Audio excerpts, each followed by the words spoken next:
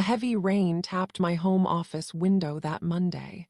I logged into the Advanced Solutions server remotely. The system welcomed me with its usual blue interface. I began updating executive contracts for the week. It was routine administrative work for an assistant. My focus was absolute and calming. I navigated to the senior leadership shared drive. The folder was labeled Contracts Current. I needed to add a new signature page. I clicked through the directory without much thought. My tea steamed gently beside my keyboard. The gray morning light was soft and diffuse. Then I saw a folder named Archive Tax. It was out of alphabetical order. This minor inconsistency caught my meticulous eye.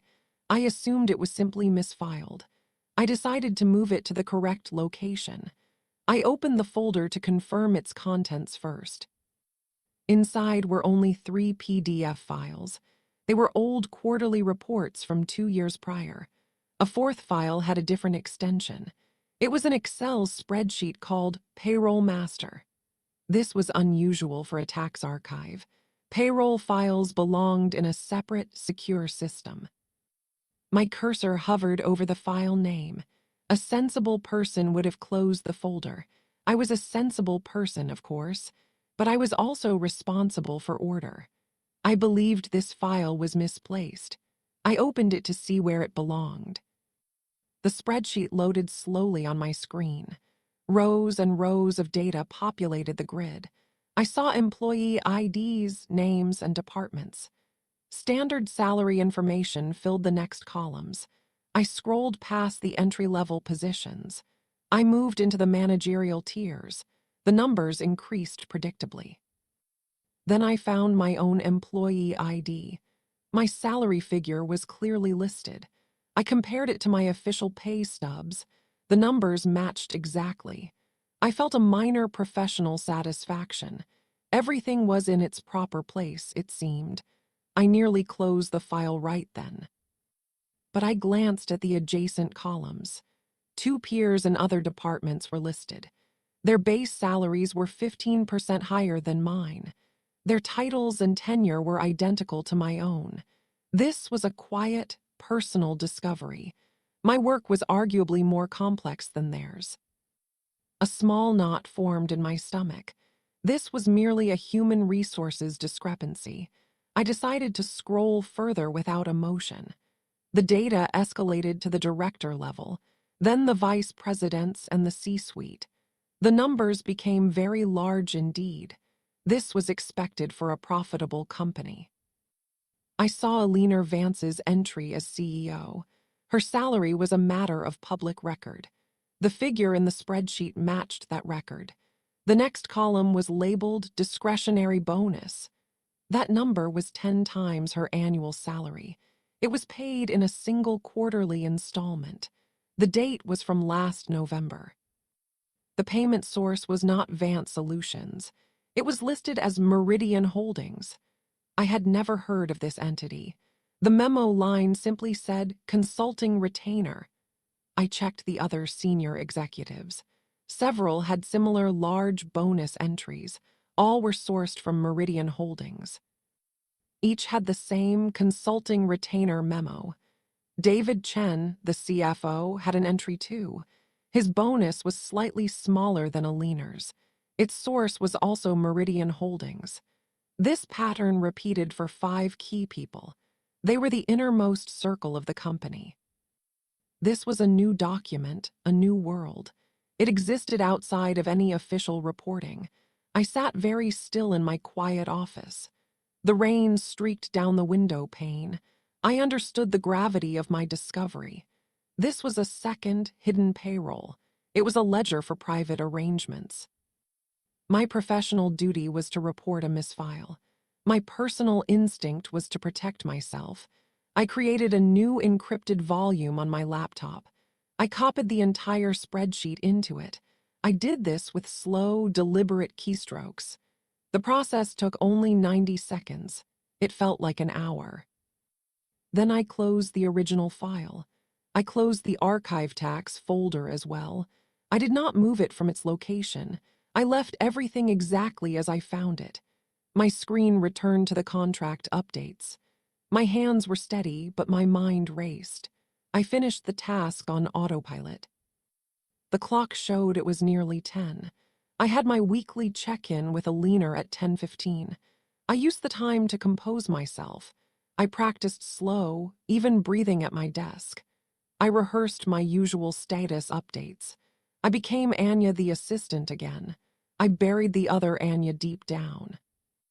I joined the video call precisely on time. Eleanor's face appeared on my screen. Her silver hair was perfectly styled as always. She sat in her iconic office, the vault.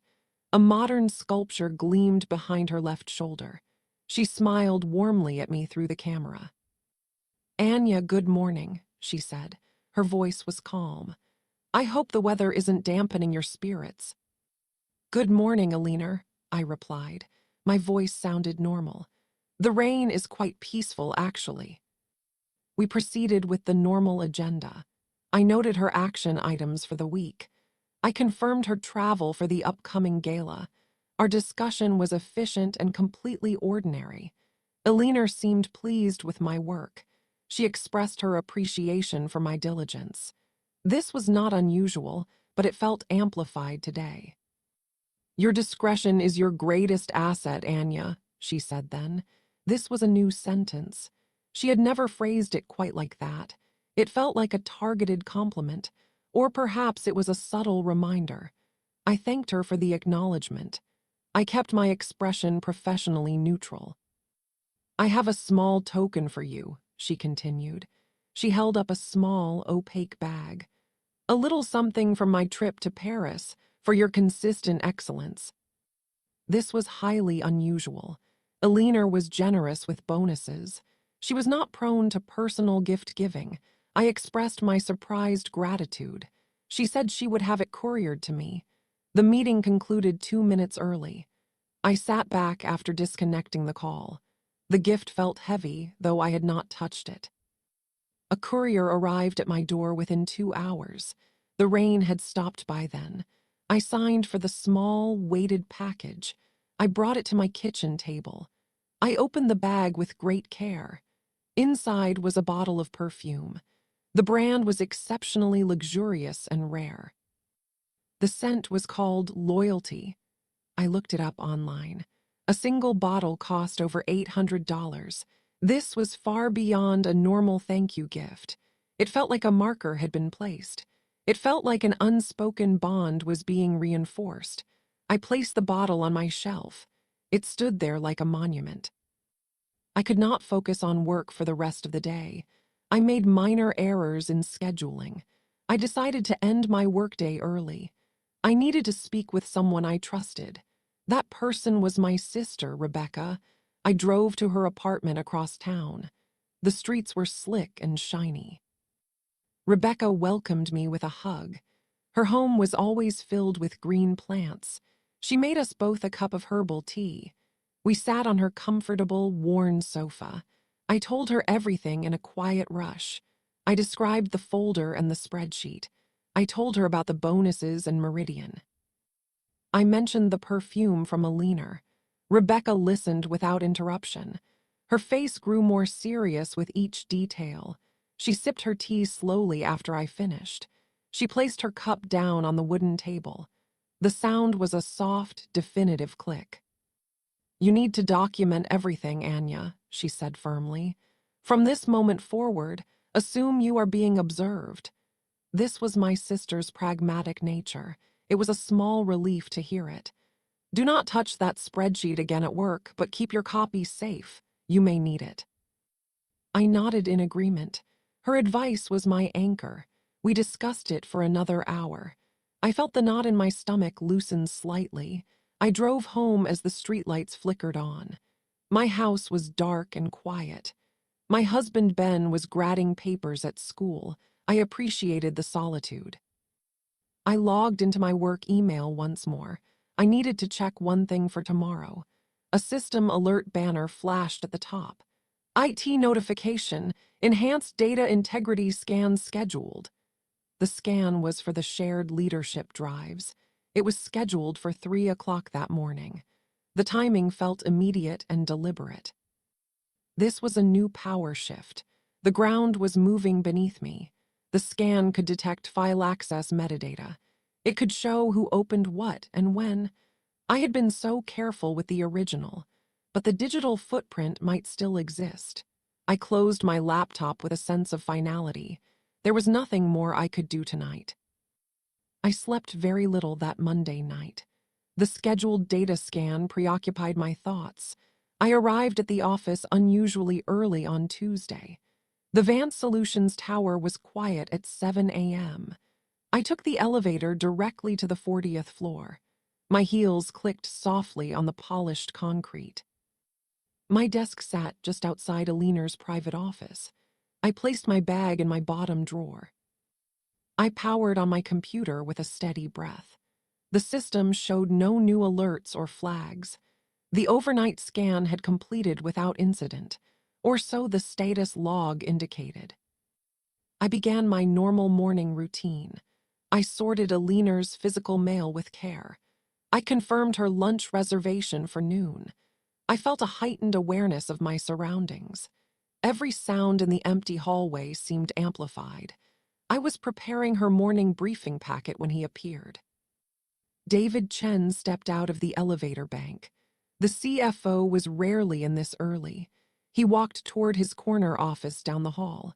He noticed my light on and paused at my doorway. He offered a small, polite nod in my direction. I returned the nod with a professional smile. "Good morning, Anya," he said. His voice was always soft. "You're beating the sun today." It was a casual observation, yet his eyes held a strange intensity. He lingered for a moment longer than necessary. He seemed to be weighing a decision in his mind. "The quiet hours are the most productive," I replied. This was a safe, neutral statement. He gave another slow nod in agreement. He glanced toward the closed door of the vault. Then his gaze returned to me with focus. "It's important to know which questions to ask," he said quietly, "and perhaps more important to know which to leave unasked." He delivered this line calmly. Then he continued his walk to his office. He left me standing perfectly still at my desk. This was a clear, direct statement. It was also my first contradiction. David was part of the inner circle. His name was in the ledger with a large bonus. Yet his words felt protective, not aggressive.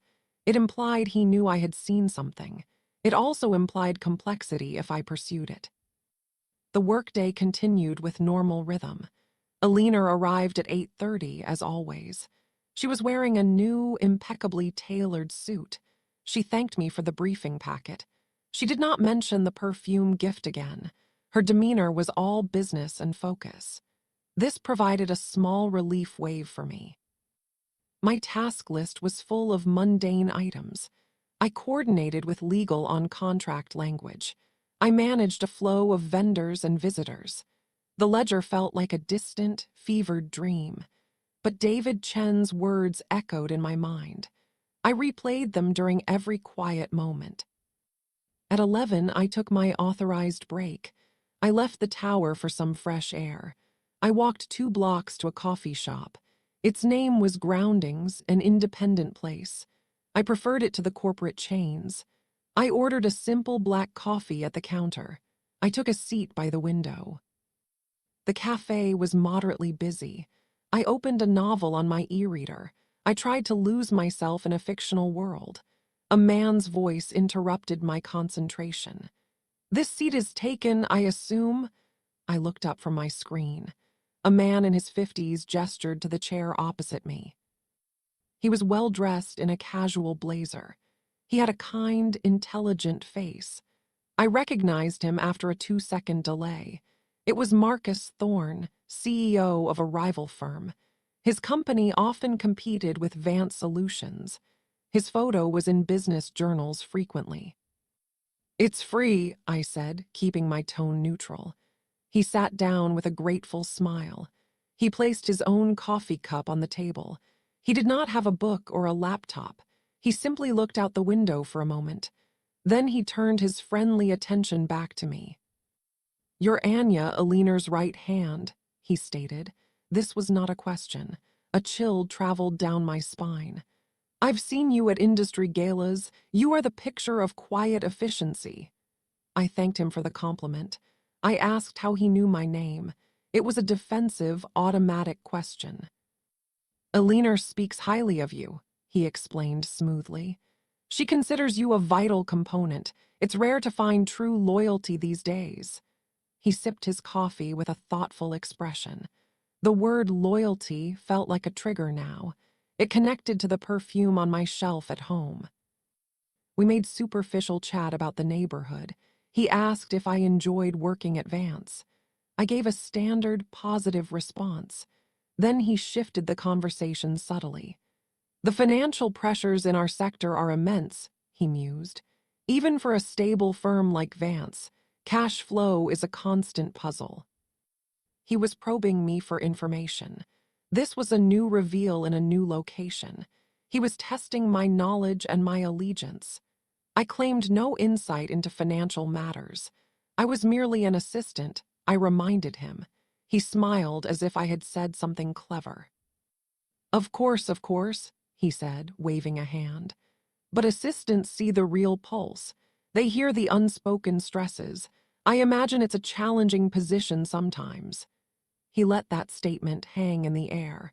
I took a final sip of my now lukewarm coffee. I said I needed to return to the office. "A pleasure, Anya," he said as I stood.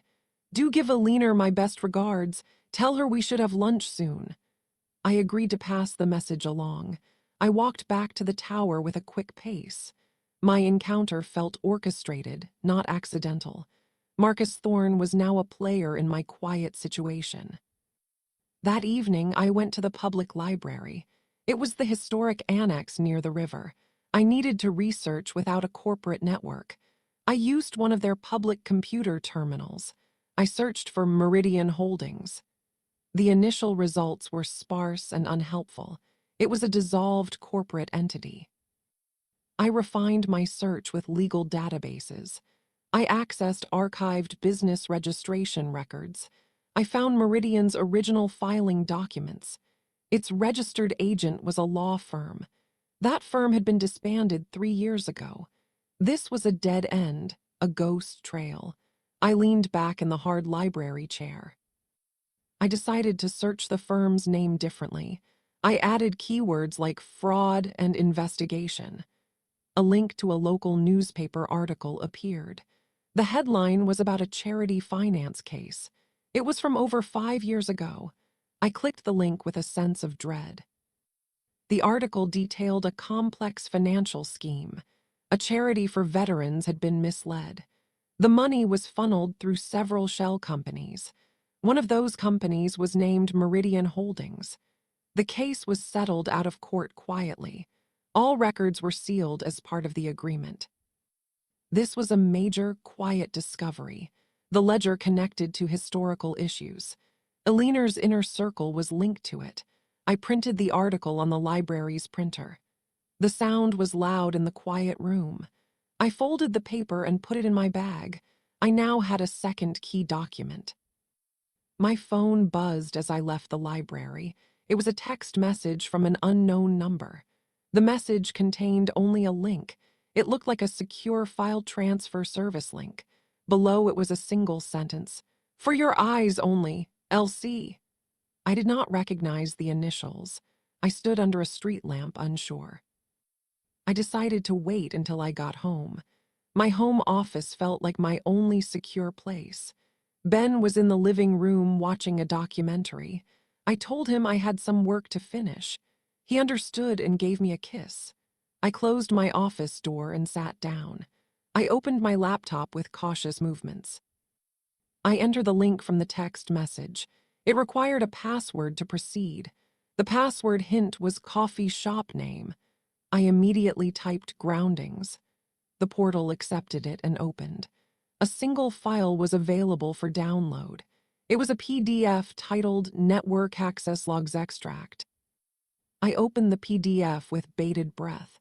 It was a set of technical server logs. They showed access times and user IDs. They covered the shared leadership drive for the past week. My user ID appeared multiple times, as expected. It showed me opening the archive tax folder yesterday. My heart sank for a moment.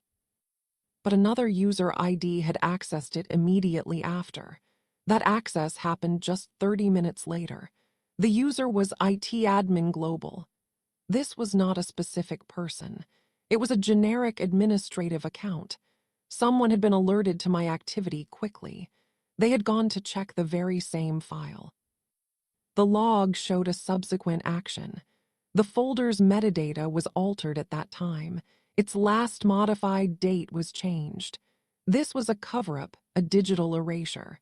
Someone was hiding the trace of my visit, and someone else, LC, had just sent me proof. This was a massive power shift in my favor. I received a second text minutes later. "They know you looked, be careful." Now I had a name. Leo must be the freelance IT consultant. He worked on special projects for Vance. We had met briefly once during a system upgrade. He was giving me a silent lifeline. I had an unexpected ally. This called for a new, secure protocol. I created a new, encrypted email account. I used it to send a brief note to Leo. I simply wrote, "Thank you, understood." I then drafted a separate, detailed document for myself. I recorded every event from the last 48 hours. I included David's words and Marcus's probe. I described the perfume and the data scan. I attached the newspaper article scan. I saved it all in my encrypted volume. This was my growing file of truth. I felt a small wave of control return. I was no longer just a passive observer. I was now actively documenting the situation. The next morning brought a new development. A formal letter arrived in my home mailbox. It was not in my work mailbox. It was addressed to me personally. The envelope was plain and white. It had no return address, only a postmark.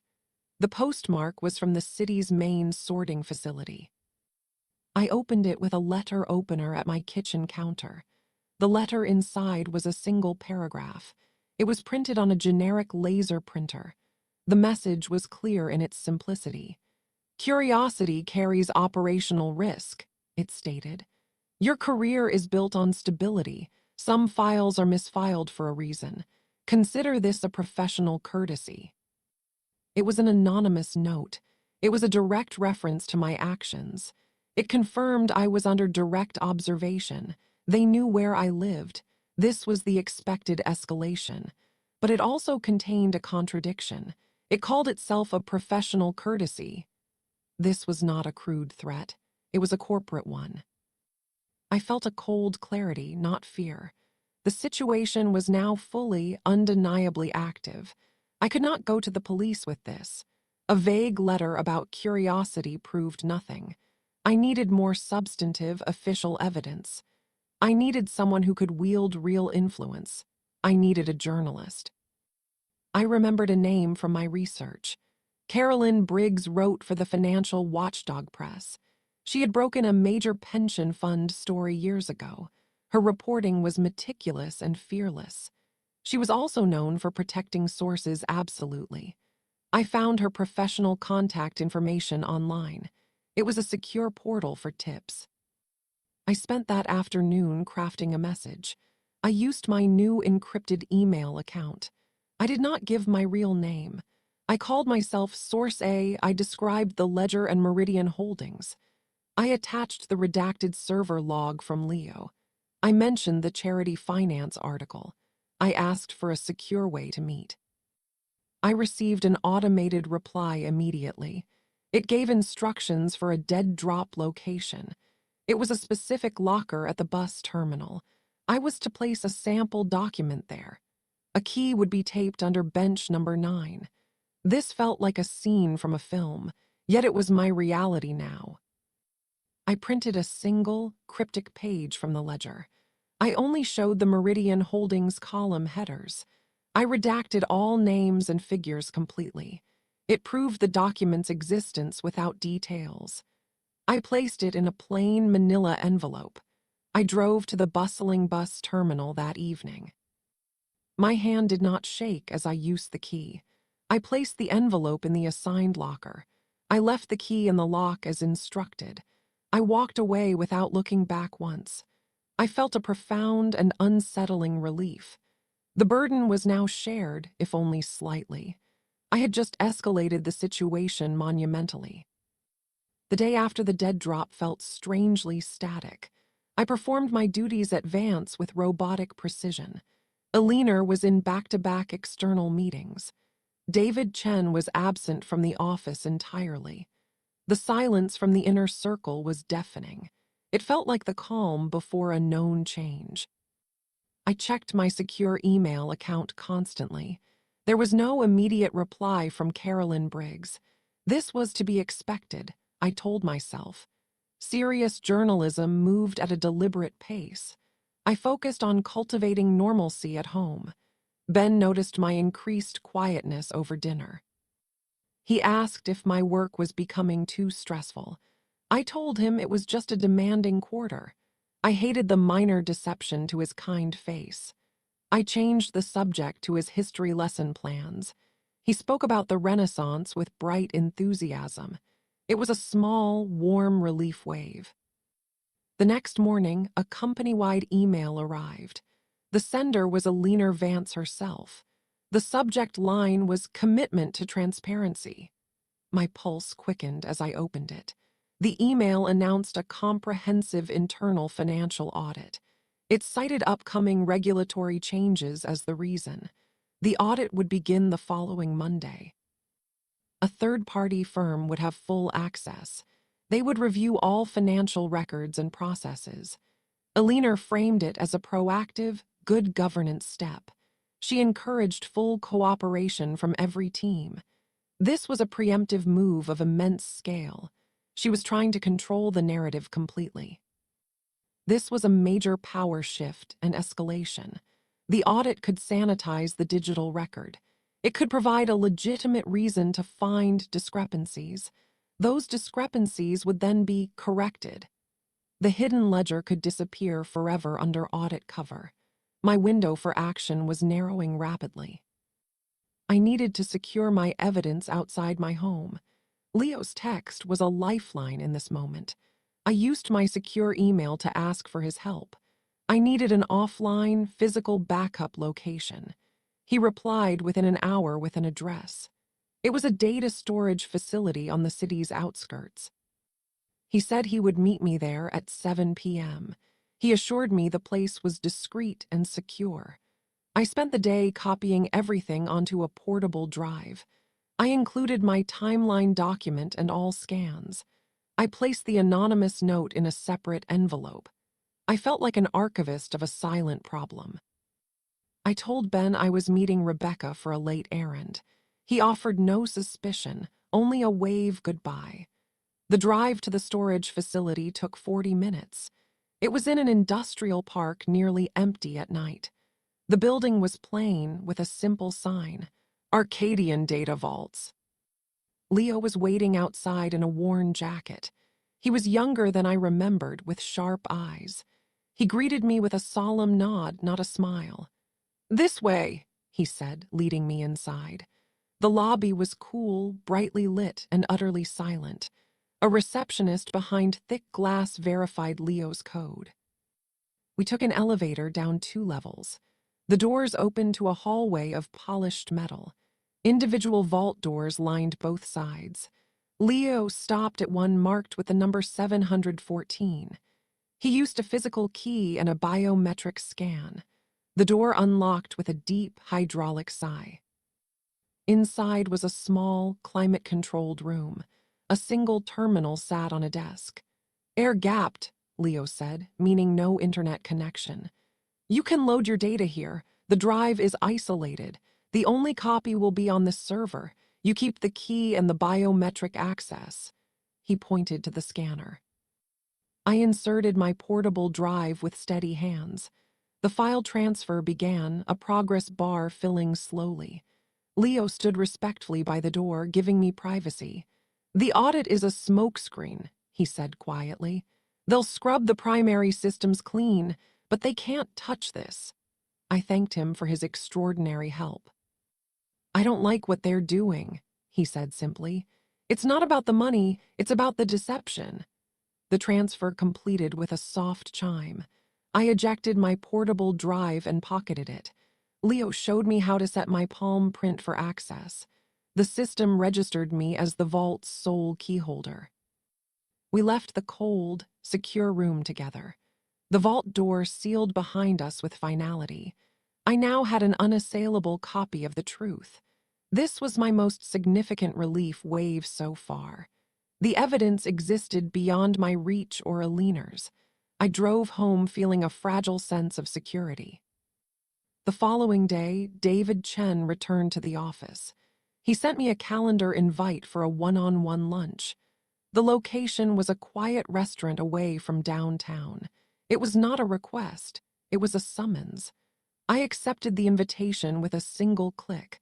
My curiosity was now fully engaged. The restaurant was dimly lit and intimate. David was already seated at a corner table. He stood politely as I approached. We exchanged pleasantries about the menu and the weather. We ordered our food, a simple salad for me. The waiter departed, leaving an immediate silence. "You've been very busy, Anya," David began. His tone was not accusatory, it was almost admiring. "You visited the library annex. You've been unusually conscientious." He knew my movements precisely. This confirmed my observation theory completely. I did not deny or confirm his statement. I merely took a sip of my water.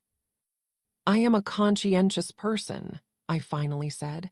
This was a safe, neutral statement. He smiled a thin, tired smile at that. "We both are," he replied. "That is why this is so difficult." He unfolded his napkin with deliberate care. He seemed to be choosing his next words with immense weight. "I am not your adversary," he stated clearly. "I am a man in a constrained position. The audit is a leaner's constraint-tightening mechanism." This was a stunning, direct contradiction. He was part of the inner circle, yet he was confessing. He was implying he was a pressured participant, not a mastermind. "The Meridian payments were not bonuses," he continued, his voice low. "They were structured as consulting fees for a reason. They were settlements for a legal liability." He was confirming the link to the charity case. He was giving me the narrative I had pieced together, but he was also offering a motive. "A lawsuit was settled years ago," he explained. "It was sealed under a strict confidentiality order. Breaching it would trigger serious penalties. The payments were quiet money, but from the company treasury." He paused as the waiter delivered our food. We sat in silence until we were alone again. "Alina couldn't use corporate funds directly," he said, picking up his fork. "The board would have questioned large settlement payments, so she created a consulting fiction. She used Meridian as a conduit." He took a small bite, his eyes never leaving mine. "Marcus Thorne's firm provided half the funds. They were co-defendants in the sealed suit." This was the grand, hidden connection. The public rivalry was a complete facade. They were secret partners in a past difficulty. The ledger was a record of their shared, silent obligation. David was the keeper of this problematic ledger. He was now unloading its burden onto me. He reached into his inner suit pocket. He produced a small, silver USB drive. He placed it on the table between us. "This is not data," he said. "It is a key. It decrypts Aline's personal calendar files, the ones on her private, offline server." He pushed it gently toward me. "The truth is in her appointments," he whispered. "Look for the recurring meetings with no subject. The location codes are for private clubs. Cross-reference them with Marcus Thorne's travel." I looked at the drive but did not touch it. This was another monumental document reveal. It was also a potential test. "Why give this to me?" I asked, my voice barely audible. He leaned back, his weariness evident. "Because the audit will pin everything on me. I will be the focus for the financial irregularities. My career will end to save theirs. I'd prefer a different ending. This was his power shift, his necessary play. I picked up the cool metal drive. I placed it in my own purse. I had no guarantee of its contents or safety, but I believed his strain was genuine. We finished our lunch speaking of trivial things. The tension was a living thing between us. We parted outside the restaurant with a formal handshake. That night, I used an old, isolated laptop. I inserted David Chen's USB drive. It contained a single executable file and a note. The note held a long, complex decryption key string. The file was a custom program to break the calendar encryption. I ran it, and a folder of files populated. I opened the most recent calendar file. It was a leaner's schedule from the past year. I scrolled through the endless meetings and calls. Then I found them, entries marked strategy alignment. The location was a code.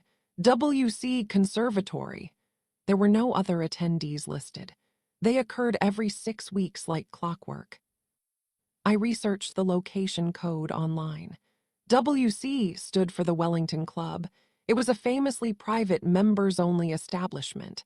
I then searched for Marcus Thorne's social media. He had posted a photo from a business dinner. The caption mentioned the conservatory at the Wellington. The date matched one of a leaner strategy alignment entries. This was the irrefutable link. Their secret meetings were real and regular. I cross-referenced more dates over 6 months. The pattern held with minor variations. This was no longer circumstantial evidence. This was proof of a sustained, hidden partnership. I saved the decrypted calendar as a new document. The next document in the chain was the lawsuit itself. I needed the docket number David mentioned. I searched legal databases with the charity name. I added a leaner's name and Marcus's as potential parties. A single case appeared with all identifiers redacted, but the docket number was visible, 18 CV 771233. The case title was State Commerce Commission versus Entities.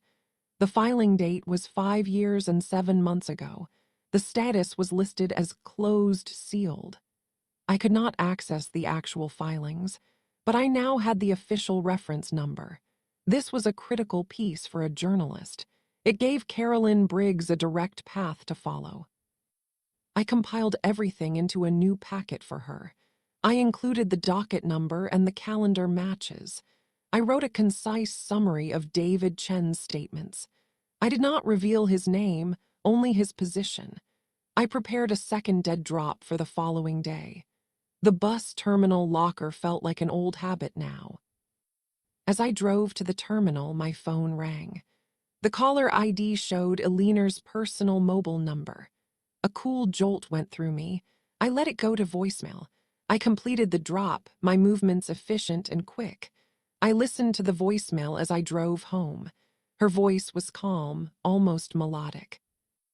Anya, it's Eleanor. I hope you're well. I'm finalizing the audit scope with the external firm. I'd like your insights on some historical filing systems. Your institutional knowledge is invaluable. Let's schedule a deep dive session for tomorrow, just us. Call my assistant to book my private conference room. Thank you. It was a perfectly normal request from a CEO, yet it felt like a summons to a private review. The private conference room was soundproofed. It was where she handled her most sensitive matters.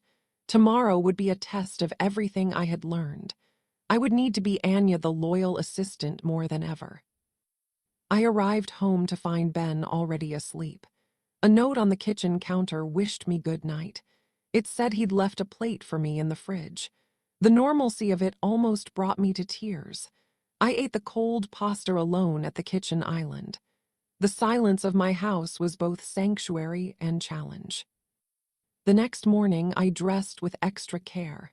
I chose a professional, authoritative navy blue dress.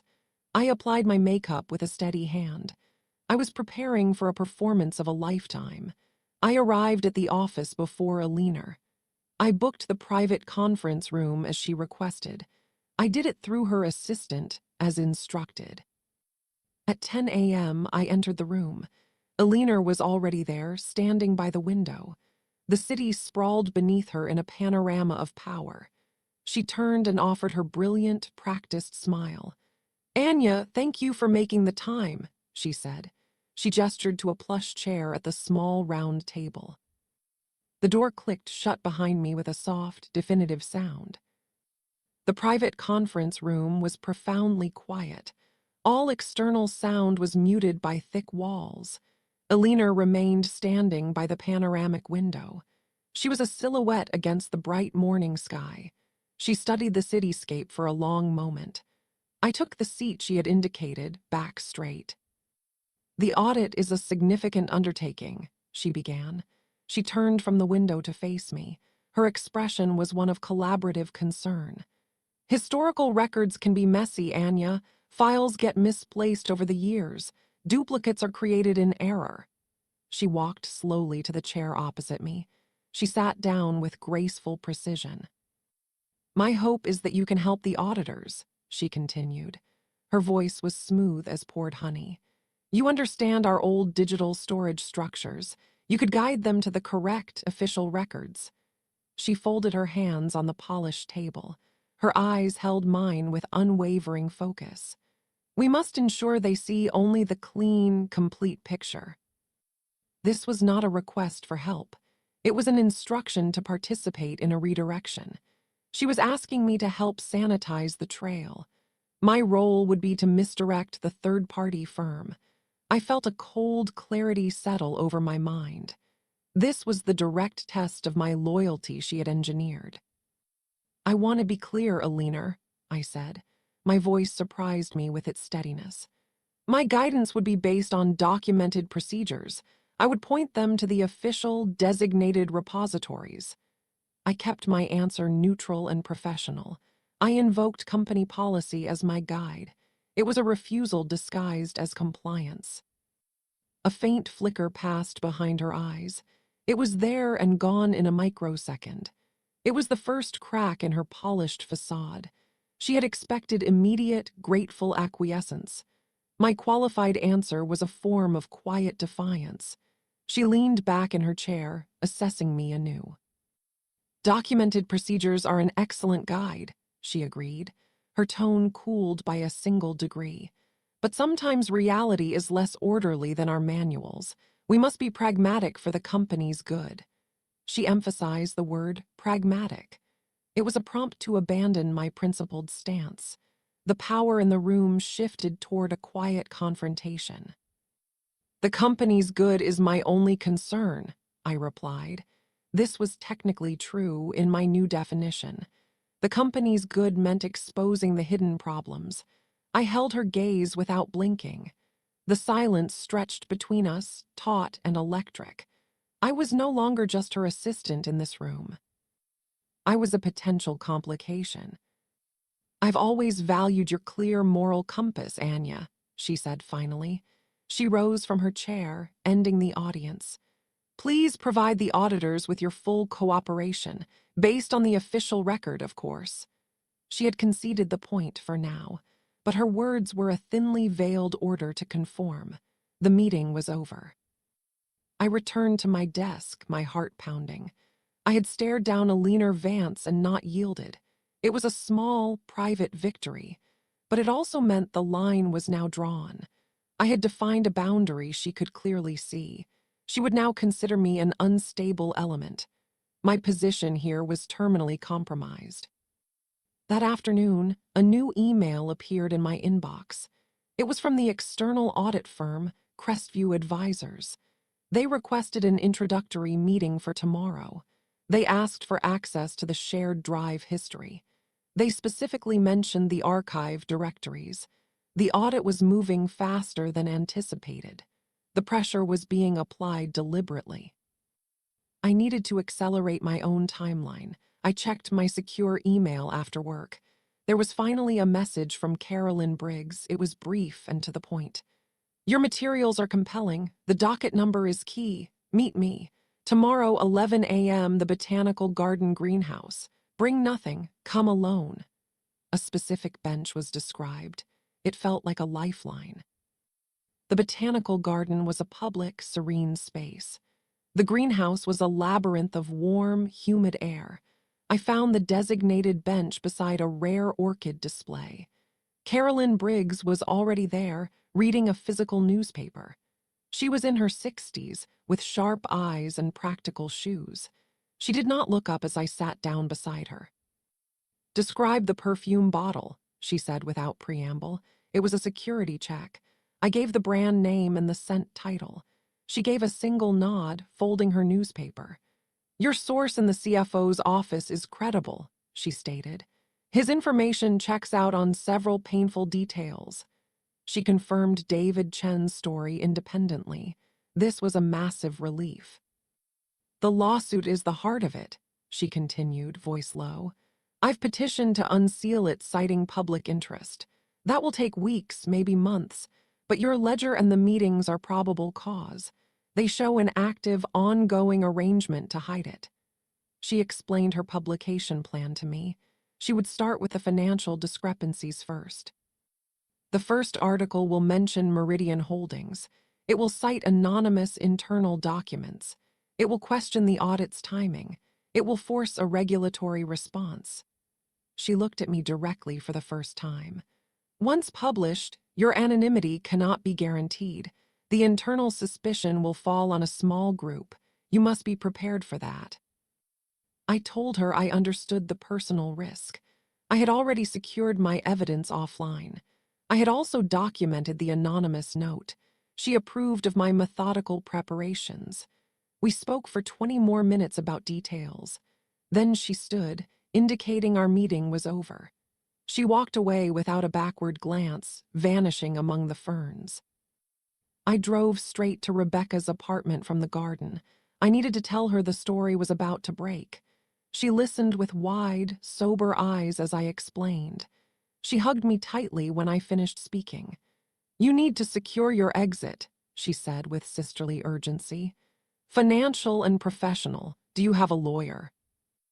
I did not have a lawyer. I had never needed one before. Rebecca insisted on calling a friend of hers. He was an employment attorney named Michael. He agreed to a brief, urgent consultation by phone. I spoke to him from Rebecca's quiet bedroom. I outlined the basic facts without names. He listened with focused silence.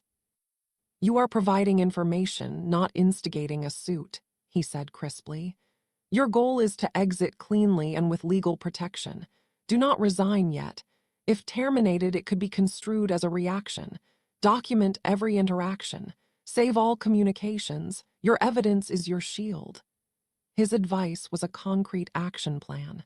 I took notes on a pad of Rebecca's paper. I returned home with a semblance of a strategy. Ben was cooking dinner, the kitchen fragrant with garlic. I offered to help him chop vegetables. The simple, physical act was deeply therapeutic. We ate together at our small kitchen table.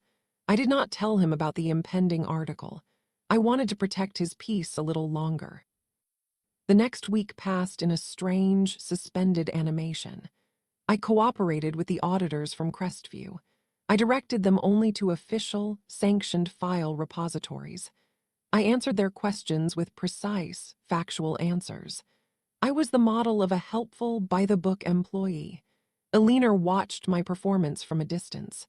She offered no further private conversations. David Chen kept to his office, a ghost in the corner suite. I received no more anonymous letters. The tension in the office was a high, silent hum. It felt like everyone was waiting for a storm to break. I checked the financial watchdog site every morning. On Thursday of the following week, it finally happened. The headline was concise. "Questions swirl around Vance Solutions' offshore ledger."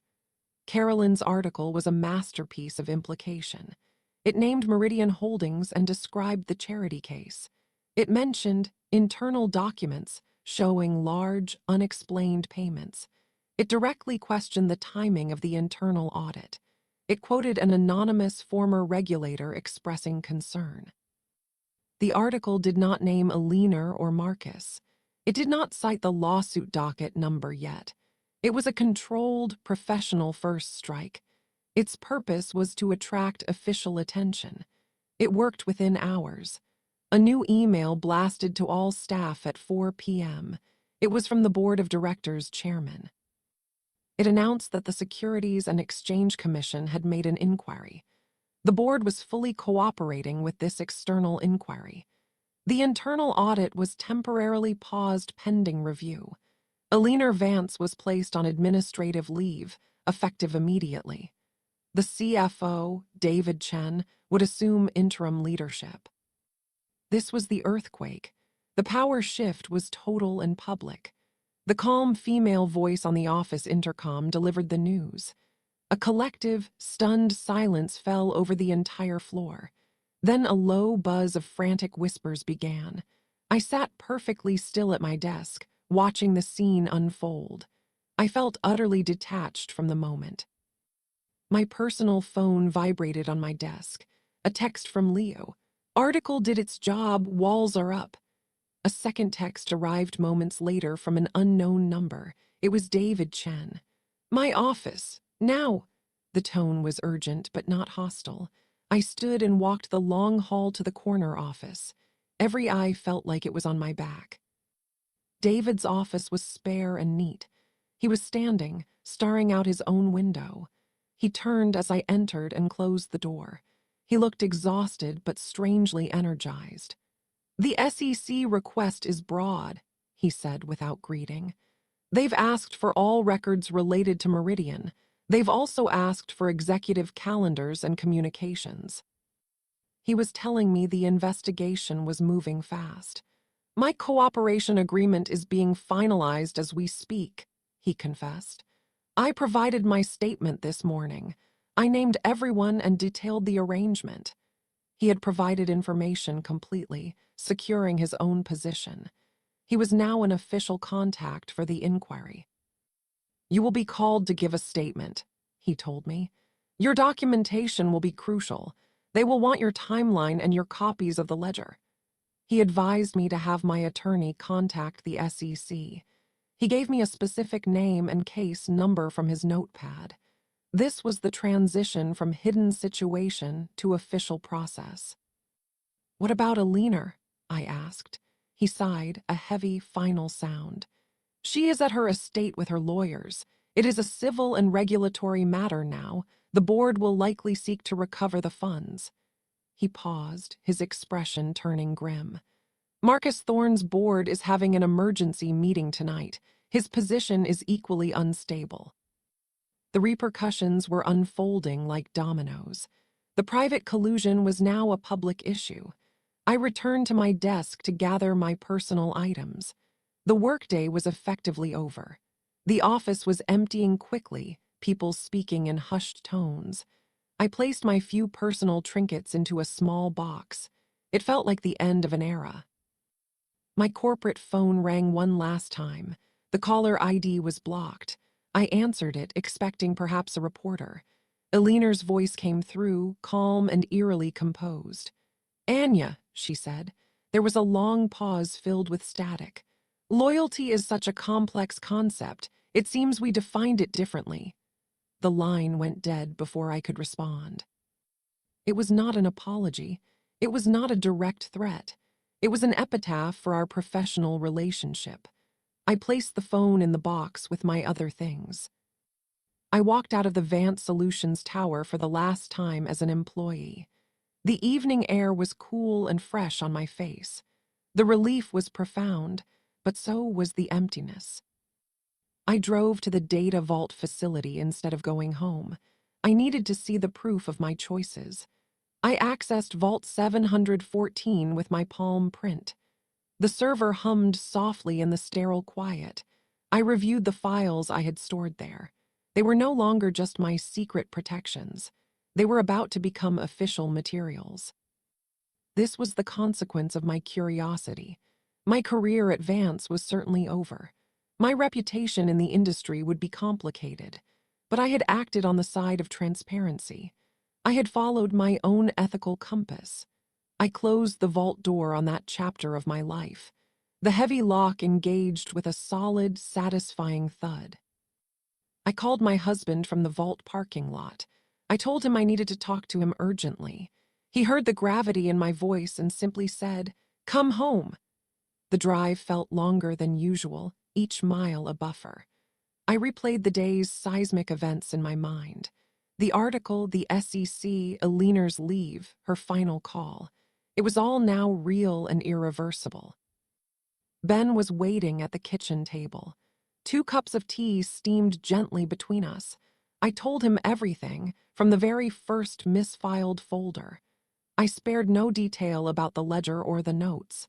I showed him the article on my phone. His face transitioned from confusion to deep concern. He listened without interruption until I finished. He reached across the table and held my hands. They were cold, and his were warm. "You did the right thing," he said with quiet conviction. "It was the only thing you could do." His unwavering support was a tidal wave of relief. It washed away the lingering fear of his judgment. We sat in the quiet kitchen for a long time. The next morning, my attorney Michael called early.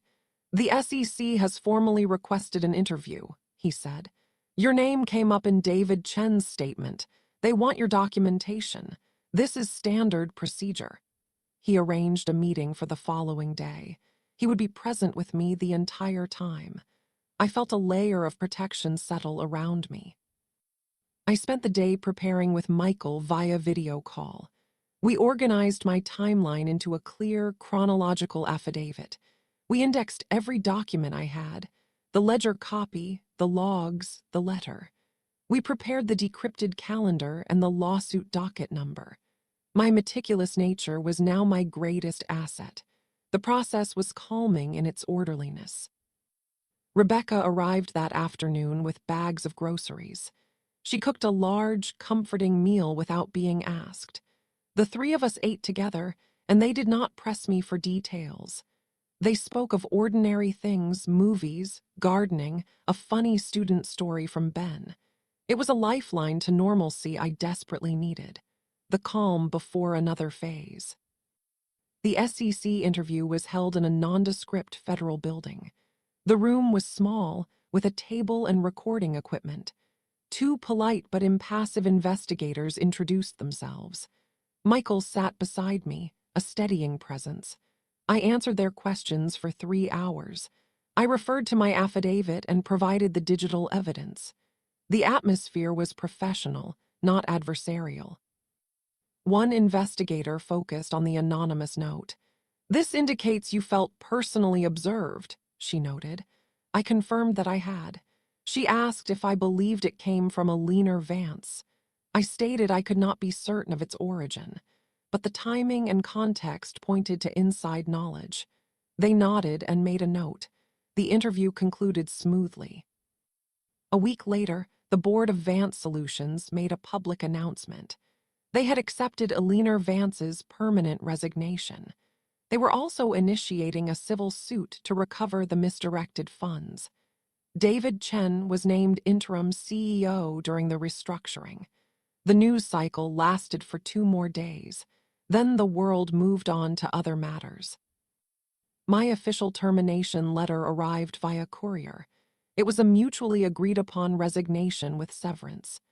The package was surprisingly generous, 2 years' salary. It also included a comprehensive non-disparagement agreement.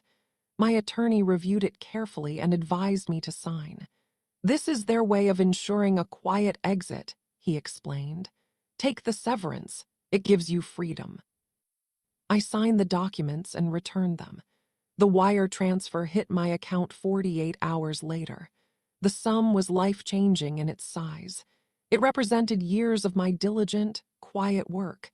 It also felt like a payment for my silent complicity.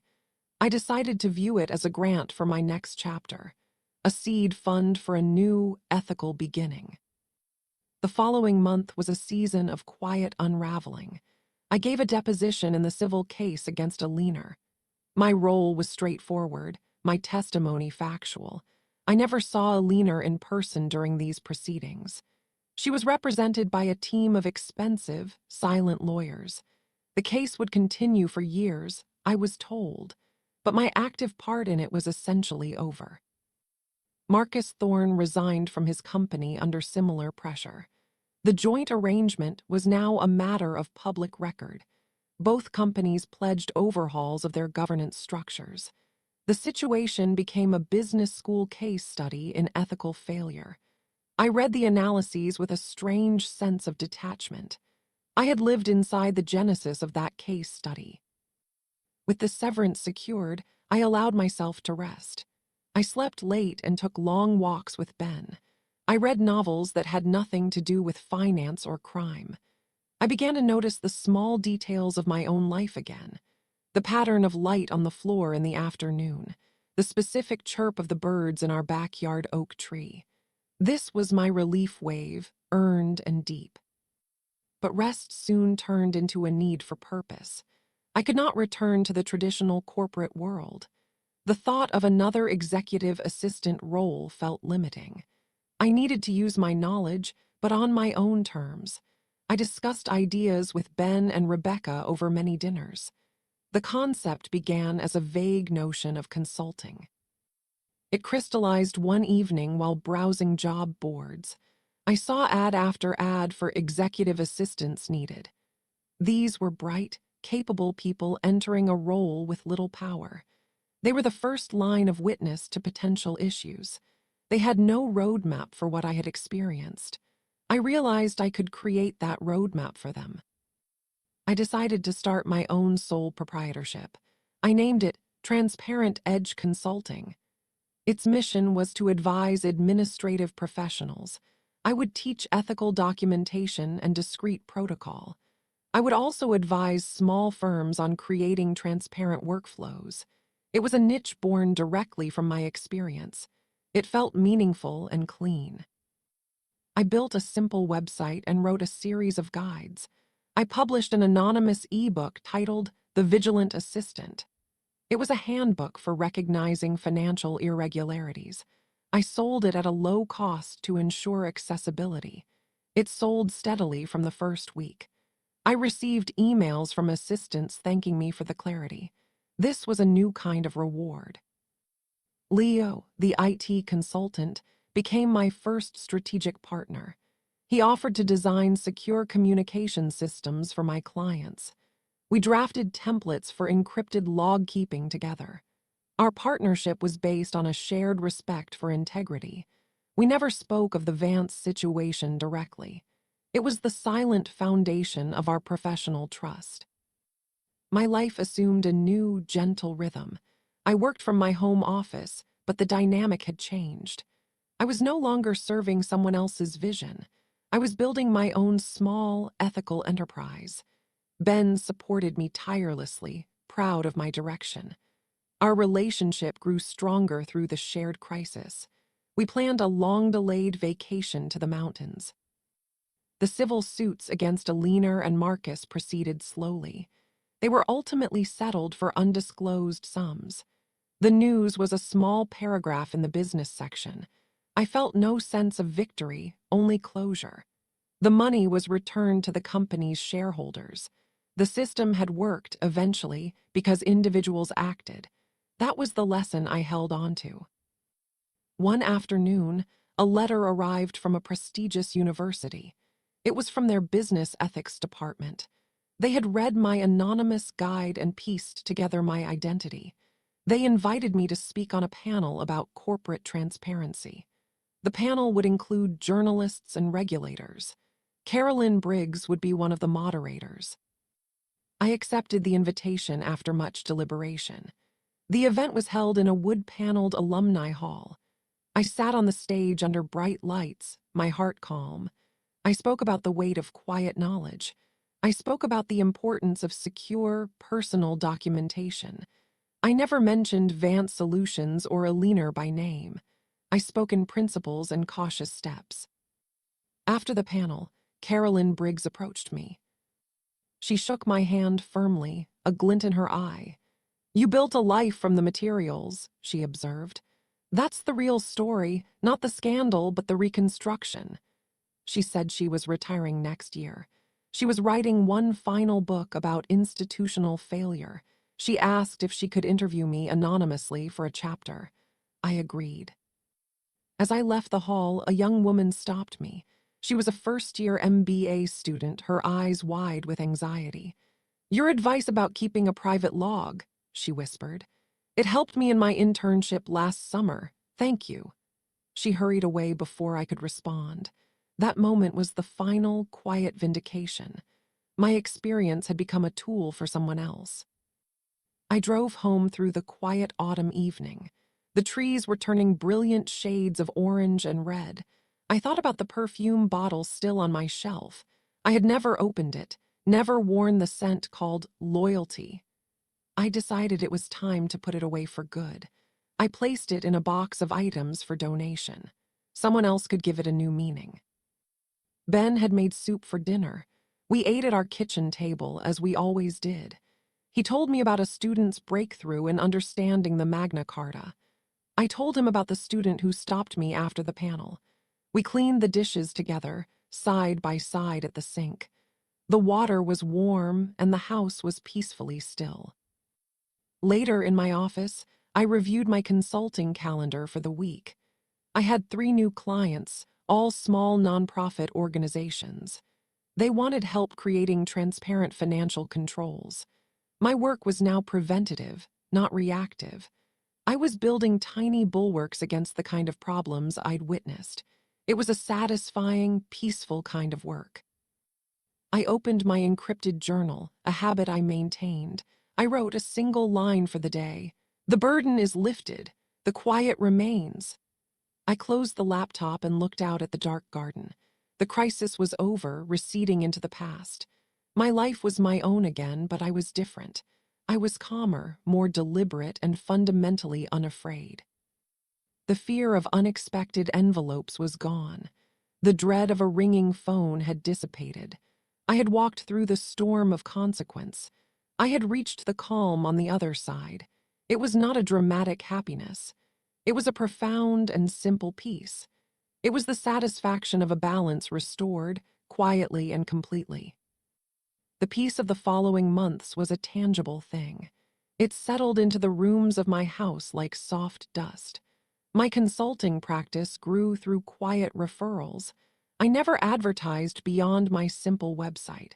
Clients came to me because they valued discretion. They valued the specific expertise born from lived experience. I developed a standard workshop for administrative professionals. I called it Ethical Foresight. It taught observational skills and secure note-taking. We practiced navigating ambiguous requests from superiors. The feedback was consistently grateful and sometimes emotional. I was building a small community of the vigilant. It felt like a positive legacy. Ben and I took our vacation to the mountains. We rented a small cabin surrounded by towering pines. For a week, we hiked and read and said very little. The silence there was different from the silence after the scandal. This silence was full, not empty. It was a choice, not a consequence. We returned home refreshed and reconnected. The donation box with the perfume bottle was picked up. I watched the truck drive away from my window. I felt no nostalgia, only a lightening. A physical token of that pressured loyalty was gone. My shelf now held a small potted fern from Rebecca. It was alive and growing, requiring regular care. I preferred its quiet demands. Then, a formal letter arrived from the Securities and Exchange Commission. My attorney, Michael, called to prepare me. It was the final closure notice for my information provision. My assistance was officially noted and appreciated. The letter stated that my information was materially instrumental. It led directly to the successful enforcement action. Attached was a separate, surprising document. It was a notice of a possible financial award. Individuals providing information could receive a percentage of recovered sanctions. The amount was not specified, as fines were still being calculated, but the range indicated was substantial. It was far more than my severance. I read the lines several times to comprehend. This was a new, unanticipated consequence. It was a reward from the very system I had engaged with. I felt a complicated mix of gratitude and unease. I did not want my actions to be seen as financially motivated. Yet the award was a statutory mechanism, a designed incentive. It acknowledged the personal risk I had undertaken. I discussed it at length with Ben and Michael.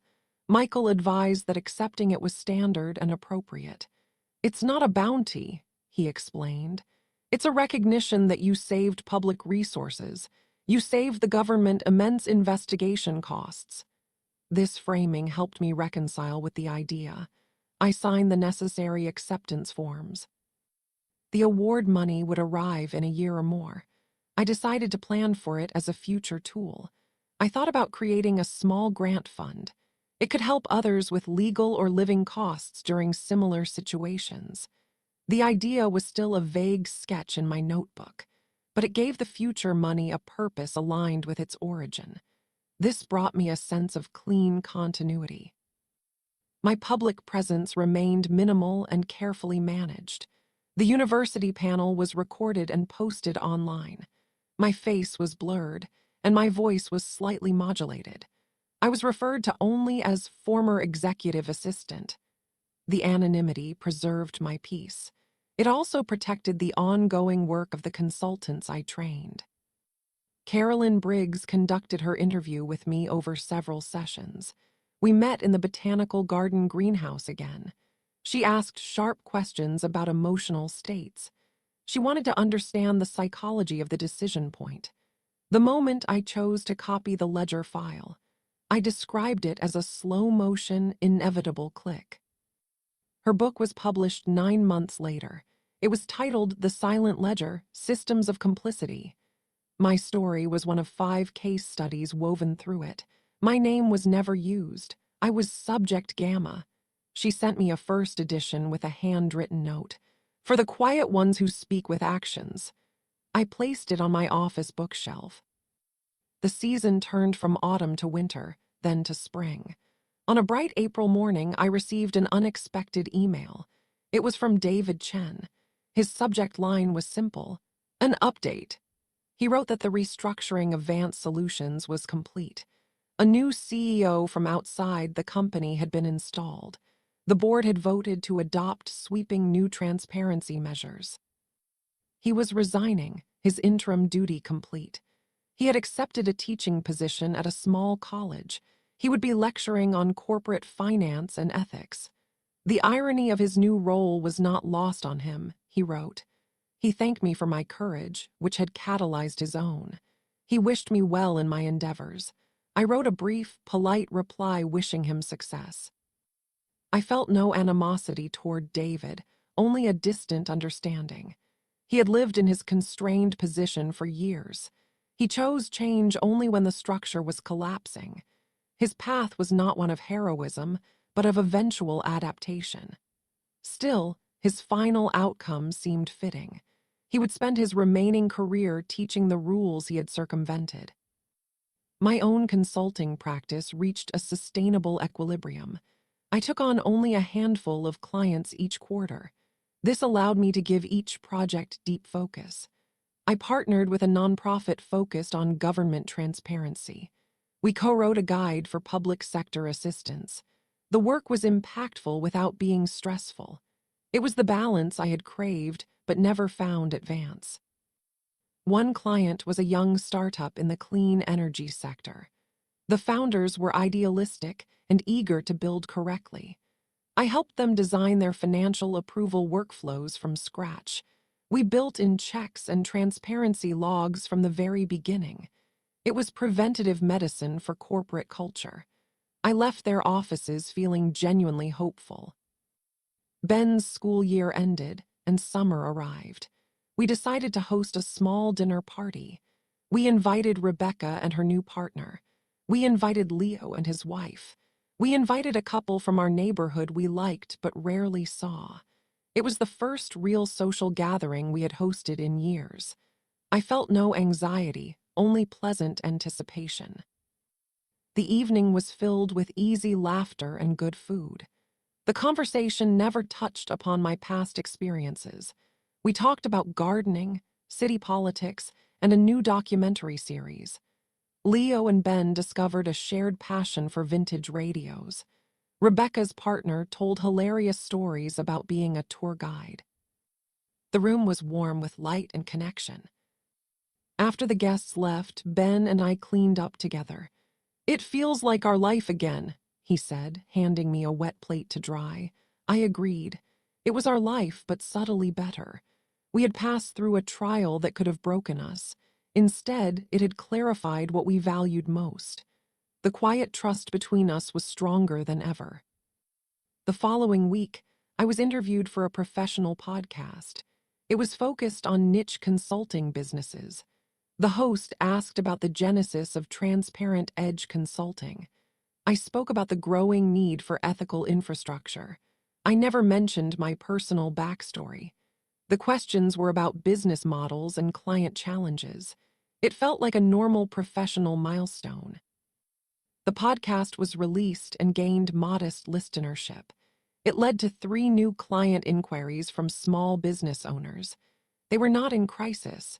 They wanted to avoid one. This shift was profoundly rewarding. I was no longer an emergency responder to problems. I was a planner helping to build stronger, healthier organizations. I began volunteering one afternoon a week at the public library. I helped in the adult literacy program. It was work completely disconnected from corporations and finance. I taught a wonderful older man named Arthur how to read bus schedules. His triumphant smile was a pure, uncomplicated joy. It grounded me in the simple fabric of community. On a rainy Tuesday, much like the Monday that began it all, I finalized my own company's annual review. I hired a small, reputable firm to review my books. My records were impeccable, of course. The process was smooth and unsurprising. The reviewer complimented my clear and systematic documentation. I thanked her with a genuine smile. That evening, I sat in my home office as dusk fell. I looked around the serene, ordered space. There were no hidden folders here. No secrets lurked in the drawers or on the hard drives. My work was open, ethical, and mine alone. The profound safety of that truth washed over me. It was a feeling more valuable than any severance or award. I opened my personal journal, not the encrypted one. I wrote about the future. I wrote about the grant fund idea for others. I sketched out a potential advisory board. I wrote about possibly mentoring business students. The ideas flowed easily, unburdened by fear or urgency. They were blueprints, not defenses. Ben came in and placed a cup of tea beside me. He kissed the top of my head and left me to my thoughts. I sipped the tea and watched the last light fade. The story that had consumed me was now fully integrated. It was a chapter, not the entire book. The rest of the book was mine to write, calmly and on my own terms. The sense of an ending was not about finality. It was about resolution and forward motion. The contradictions were settled. The power had found its proper balance. The documents were all filed away, their purpose served. My life was no longer defined by a single ledger. It was defined by a quiet, hard-won peace that would sustain me for all the days to come. The whistleblower award arrived 18 months later. The wire transfer was a staggering sum. I stared at the bank notification on my screen. The numbers felt abstract, disconnected from any action of mine. I printed the confirmation and placed it in a physical file. I labeled the file Future Fund. This was its own kind of document, a full-circle reveal. I scheduled a meeting with a fiduciary financial advisor. Her name was Sonia, and she specialized in managing substantial funds. We met in her sunny, plant-filled office. I explained the origin of the funds without specific names. Sonia listened with professional empathy. She praised my plan to use a portion for a grant fund. She helped me structure it for maximum impact and legality. We created a donor-advised fund for the grant portion. The rest was invested conservatively for long-term security. This process took several weeks of careful paperwork. It was the final administrative knot from the Vance situation. Tying it neatly gave me a deep sense of completion. The money was now a tool, not a reminder. The grant fund's first initiative was small and specific. It offered stipends for legal consultations. It was for individuals reporting corporate irregularities. I partnered with an existing nonprofit to administer it. They handled the applications to preserve anonymity. I would never know who received the grants. This distance felt correct and pure. My consulting work continued its steady, quiet pace. I was approached by a journalist from a major publication. She was doing a follow-up piece on the Vance Solutions case. She asked if Subject Gamma would comment on the reforms. I declined through my attorney, citing my ongoing anonymity. The article published without any new quote from me. I felt no regret, only preservation. Ben and I began discussing a more permanent change. We had lived in the same city for over a decade.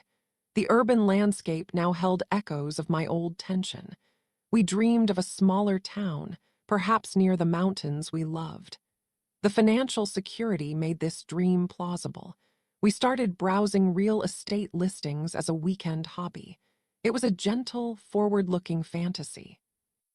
Rebecca announced she was getting married. Her partner proposed during a weekend trip to the coast. We celebrated with a noisy, joyful dinner at her apartment. I offered to help with any planning she desired. She asked me to be her maid of honor. I accepted with a heart full of uncomplicated love. This was a new timeline to anticipate, one of pure celebration. The garden became my new focus of meticulous care. I planted vegetables and flowers in raised beds. The physical labor of digging and weeding was meditative. It produced tangible, simple results: tomatoes, peppers, zinnias. There were no hidden layers in the soil. There was no subtext in the growth of a bean plant. This was a profound and quiet relief. I began writing a new guide, this time under my own name. It was about creating transparent processes for small businesses. I worked on it slowly, without pressure or deadline. I shared draft chapters with a few trusted clients. Their feedback was encouraging and constructive. The project was a creative outlet, not a necessity. This made the work feel light. One afternoon, I cleaned out my old filing cabinet. I found performance reviews from my years at Vance. The language praised my discretion and loyalty repeatedly. I recycled the papers without sentimentality.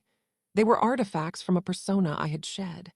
I kept only my official termination and severance agreement. Everything else was shredded and recycled. Leo and I finalized the secure communication template suite. We made it available for free to nonprofit organizations. We presented it at a virtual conference for ethical tech. It was well received by a small, dedicated community. Our collaboration felt like a positive footnote to a difficult story.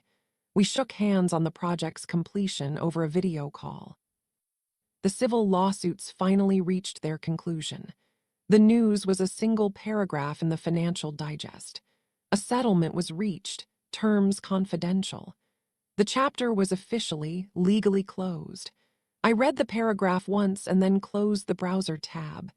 I felt nothing but a faint, final click of a door locking far away. My mentorship of business students began informally. A professor from the university panel connected me with a student. She was interested in ethical organizational design. We met for coffee every few weeks. I advised her on her thesis research. Our conversations were theoretical and hopeful. It was rewarding to shape a new generation's thinking. Ben's school awarded him a Teaching Excellence Prize.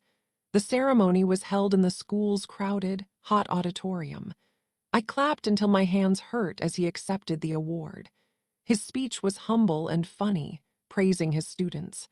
My pride in him was a bright, clean flame. Our lives were successful in the ways that truly mattered to us. We took a long weekend to visit a potential new town. It was nestled in a valley 3 hours from the city. The pace was slower, the streets lined with old trees. We toured a house with a large, sunny backyard. It needed work, but the light was perfect. We did not make an offer, but we held the idea in our hands. It felt possible, not just a dream. Returning home, I noticed the last vestige of tension was gone. The city's skyline, including the Vance Tower, was just architecture. It held no emotional power over me anymore. I could look at it and see only glass and steel. The process of detachment was now complete. I was a visitor in my own past, no longer a resident. I hosted a final workshop for my ethical foresight course. A new cohort of 20 assistants attended. At the end, a participant asked how to overcome fear. I told them to focus on the system, not the person. Document the process, not the personality. Build your private archive of truth before you need it. My advice was practical, born from hard experience. After the workshop, I decided to retire the course. I had said all I needed to say on the subject. My consulting would continue, but the teaching chapter was done. I updated my website to reflect this shift. I felt a satisfying symmetry. I had entered this world to expose a hidden system. I was leaving that part of it after creating a better one. Rebecca's wedding was a beautiful, small affair in a garden. I gave a toast about her steadfast, pragmatic love. I did not cry, but my voice was thick with emotion. Ben danced with me under strings of fairy lights. The music was loud, and the night was warm. It was a perfect bookmark in a year of peaceful moments. The following Monday, I sat down with my calendar. I cleared it for the next 2 weeks. I told my clients I was taking a sabbatical. I had no grand travel plans. I simply wanted the space of unstructured time. I wanted to remember what it was like to be still, to have no revelations, documents, or shifts required. The first day of my sabbatical, I slept late. I made coffee and took it back to bed with a novel. I read for hours without checking my phone once. The sun moved across the bedroom floor. The cat curled at my feet, purring. This was the luxury I had fought for without knowing it. The luxury of uninterrupted, peaceful time. I spent an afternoon at the library with Arthur, my literacy student. He read a children's book to me from start to finish. His voice was slow but steady, his finger under each word. When he finished, he beamed with a pride that was contagious. We celebrated with a cookie from the vending machine. This small victory was a treasure. Ben and I started a jigsaw puzzle on the dining room table. It was a complex image of a forest with 1,000 pieces. We worked on it in companionable silence most evenings. The gradual assembly of a coherent picture was soothing. There was no trick to it, only patience. The picture was exactly what it appeared to be. I received a holiday card from Carolyn Briggs. It was a simple card with a winter scene. Her note said she was enjoying retirement and her garden. She signed it, still digging, but now in the dirt. CB. I taped the card to the edge of my refrigerator. It was a welcome reminder of a formidable ally turned distant friend. The year drew to a close. On New Year's Eve, Ben and I stayed home. We made a fancy dinner and drank a bottle of champagne. We watched the fireworks on television from other time zones. When midnight arrived for us, we kissed softly. We made simple, hopeful resolutions about gardens and travel. We went to bed before the local fireworks began. I lay awake for a while, listening to the distant pops of celebration. I thought about the woman I was 2 years prior. She was anxious, holding a world of secrets in her hands. She could not have imagined this quiet bedroom, this calm breath in the dark. The journey between those two women felt vast and complete. The system had not broken me. The pressure had not silenced me. The complexity had not corrupted my core. I had navigated it with the tools I possessed: order, patience, and a moral line. I had emerged on the other side, whole and quiet. The story was over. Now there was only life, simple and mine. The whistleblower award arrived 18 months later. The wire transfer was a staggering sum. I stared at the bank notification on my screen. The numbers felt abstract, disconnected from any action of mine. I printed the confirmation and placed it in a physical file. I labeled the file Future Fund. This was its own kind of document, a full circle reveal. I scheduled a meeting with a fiduciary financial advisor. Her name was Sonia, and she specialized in managing substantial funds. We met in her sunny, plant-filled office. I explained the origin of the funds without specific names. Sonia listened with professional empathy. She praised my plan to use a portion for a grant fund. She helped me structure it for maximum impact and legality. We created a donor-advised fund for the grant portion. The rest was invested conservatively for long-term security. This process took several weeks of careful paperwork. It was the final administrative knot from the Vance situation. Tying it neatly gave me a deep sense of completion. The money was now a tool, not a reminder. The grant fund's first initiative was small and specific. It offered stipends for legal consultations. It was for individuals reporting corporate irregularities. I partnered with an existing nonprofit to administer it. They handled the applications to preserve anonymity. I would never know who received the grants. This distance felt correct and pure. My consulting work continued its steady, quiet pace. I was approached by a journalist from a major publication. She was doing a follow-up piece on the Vance Solutions case. She asked if Subject Gamma would comment on the reforms. I declined through my attorney, citing my ongoing anonymity. The article published without any new quote from me. I felt no regret, only preservation. Ben and I began discussing a more permanent change. We had lived in the same city for over a decade. The urban landscape now held echoes of my old tension. We dreamed of a smaller town, perhaps near the mountains we loved. The financial security made this dream plausible. We started browsing real estate listings as a weekend hobby. It was a gentle, forward-looking fantasy. Rebecca announced she was getting married. Her partner proposed during a weekend trip to the coast. We celebrated with a noisy, joyful dinner at her apartment.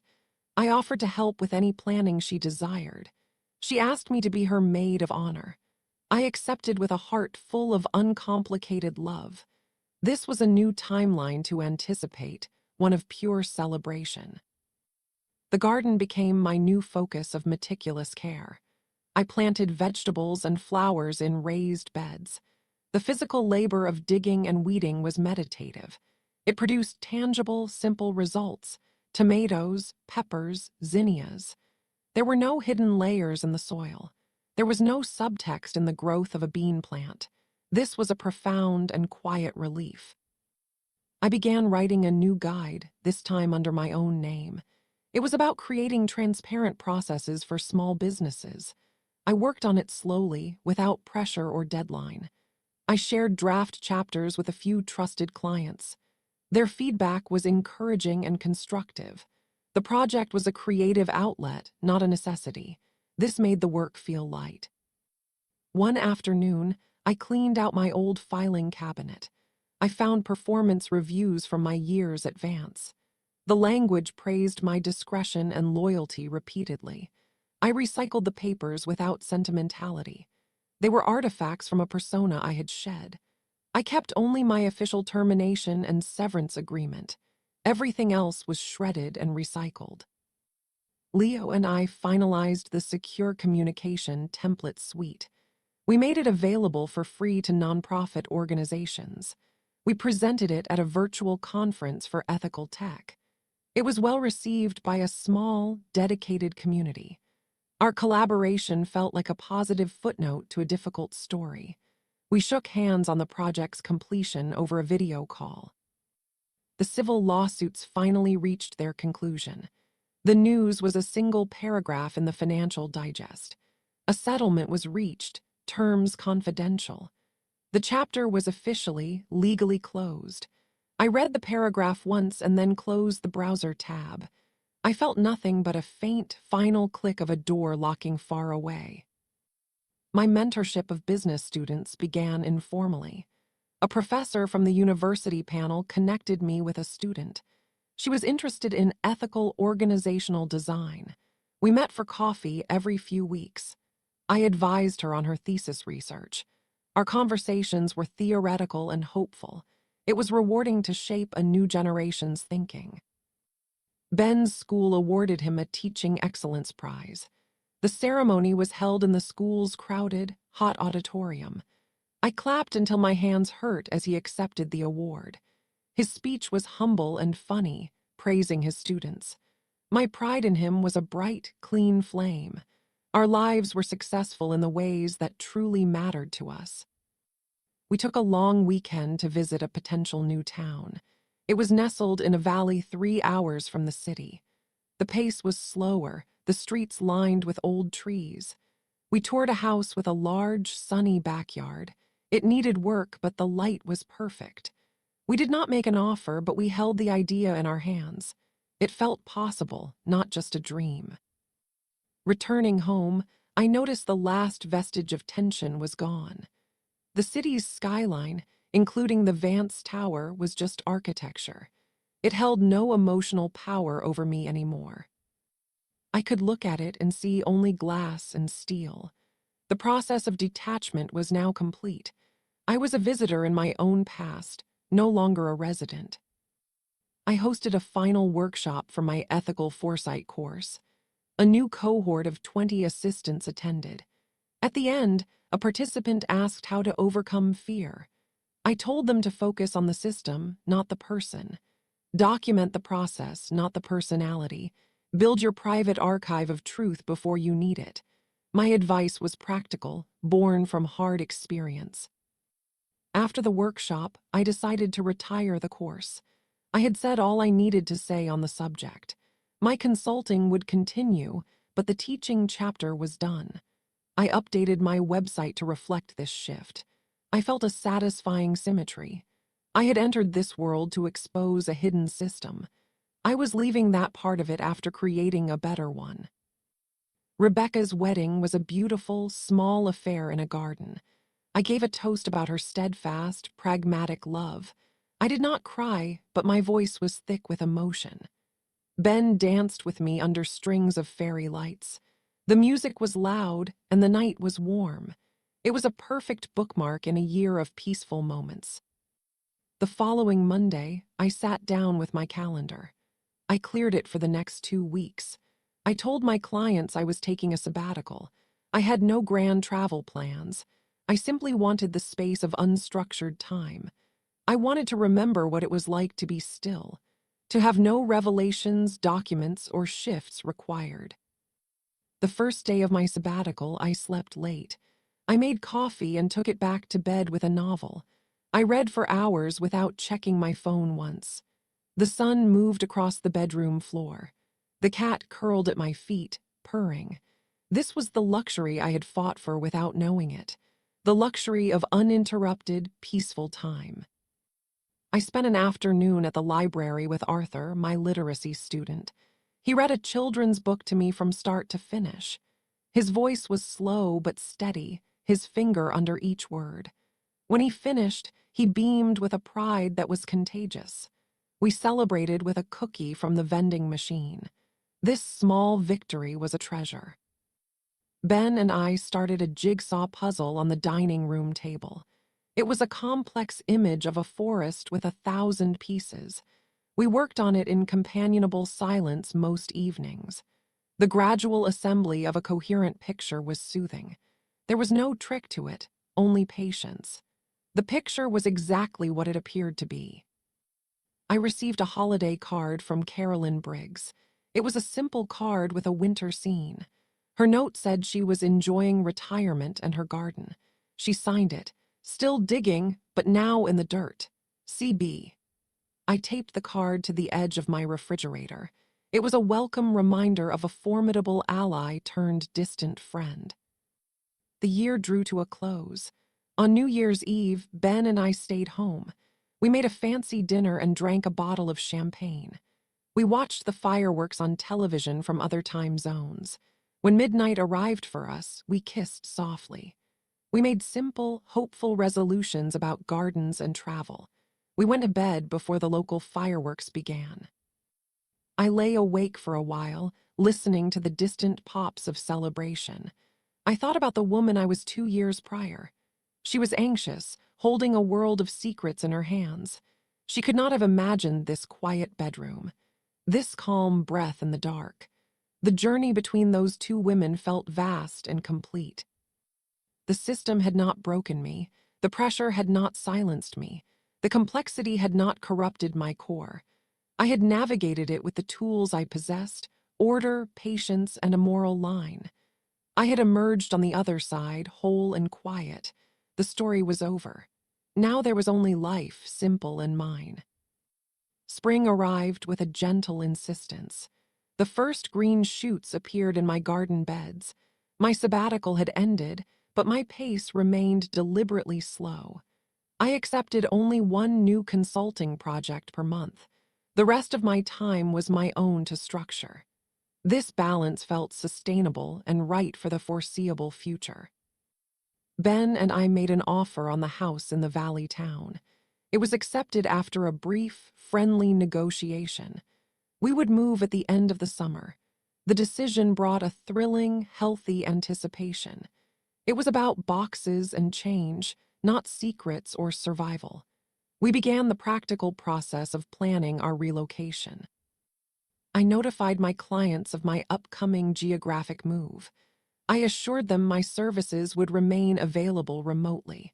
Most were happy to continue our work online. One local nonprofit threw me a small farewell lunch. They gifted me a basket of seeds for my new garden. The gesture was simple and deeply touching. The grant fund issued its first 3 stipends. I received an anonymized report from the administering nonprofit. The funds had covered initial legal consultations for 2 individuals. One case involved wage issues at a manufacturing plant. The other concerned environmental reporting at a waste facility. The money was doing its intended work quietly. I felt a quiet, solid satisfaction. I began sorting through our belongings for the move. It was a cathartic exercise in assessing what mattered. I filled boxes for donation and others for recycling. In the back of my closet, I found a forgotten box. It contained a few items from my Vance office: a company mug, a stress ball, a branded notebook. The notebook was empty except for the first page. I had once written a to-do list on it. The tasks were mundane: schedule car service, order supplies. The handwriting belonged to the old Anya. I recycled the notebook along with the other relics. They held no power, only the dust of a discarded life. Leo offered to help us set up a secure home office in the new house. He designed a simple, robust system for data protection. It was a professional courtesy between friends. We planned to visit him after we were settled. Our friendship, forged in crisis, had mellowed into a steady connection. We shared a bond that required little maintenance. Rebecca and her new wife came over to help pack. We wrapped dishes in newspaper, laughing at old headlines. The mood was light and filled with future plans. They promised to visit us often in our new town. The distance was not great, but it felt like an adventure.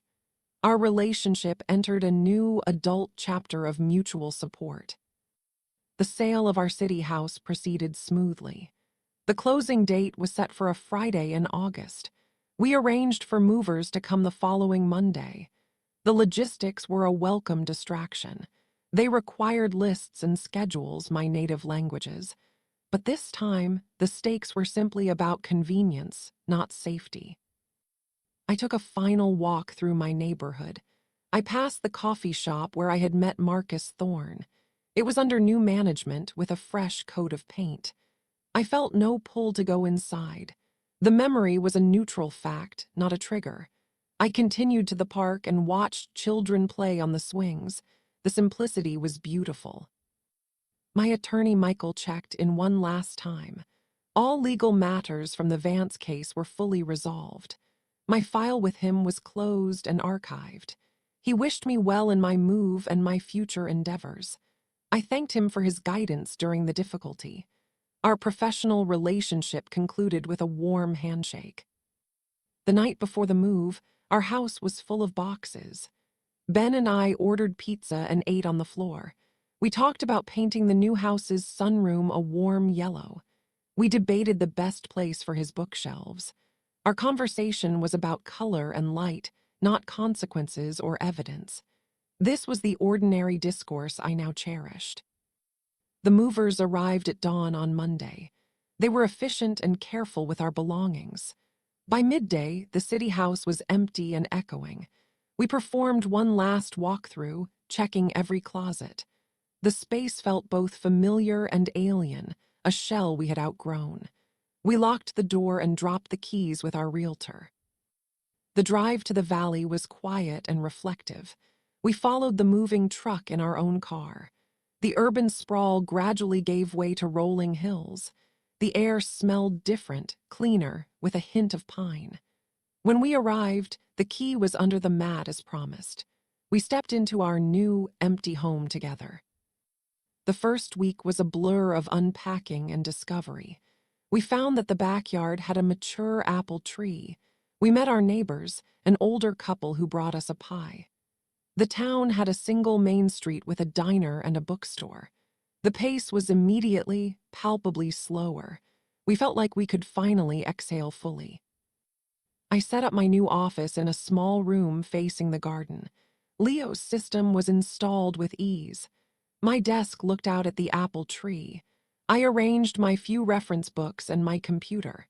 The space felt clean, purpose-built for my current life. There were no ghosts in this room. My first remote client session from the new office was seamless. The technology worked perfectly. The client, a small arts collective, needed help with grant reporting. The work was straightforward and meaningful. After the call, I watched a bird build a nest in the apple tree. The parallel was not lost on me. We were both building anew. Ben set up his study in the room across the hall. He planned his history curriculum for the coming school year. He had secured a position at the local high school. His commute would now be a 10-minute walk. His relief was visible in the ease of his shoulders. We had both found our landing place. We hosted Rebecca and her wife for our first weekend. We gave them a grand tour of the town's few attractions. We ate at the diner and browsed the bookstore. In the evening, we lit a fire in the backyard fire pit. The conversation was meandering and filled with laughter. The silence of the valley night afterward was deep and comforting. I planted my gifted seeds in a new, larger garden plot. The soil was rich and dark. I worked it with my hands, feeling the cool earth. This was a literal grounding, a connection to something simple. The act of planting was an act of faith in a future harvest. I had faith now in abundance. Months passed in this gentle new rhythm. The grant fund issued more stipends, its work ongoing. My consulting practice remained steadily booked. I added a new service, auditing donor transparency for small nonprofits. The work was niche and deeply satisfying. I was using my skills to amplify good, not just to prevent bad. One afternoon, I received an email from a former Vance employee. It was someone from the marketing department I barely knew. She wrote that the company culture had genuinely improved. The new transparency policies were not just for show. She thanked me for my role, though she did not name it directly. I wrote back a brief, polite note of thanks. Then I deleted the email.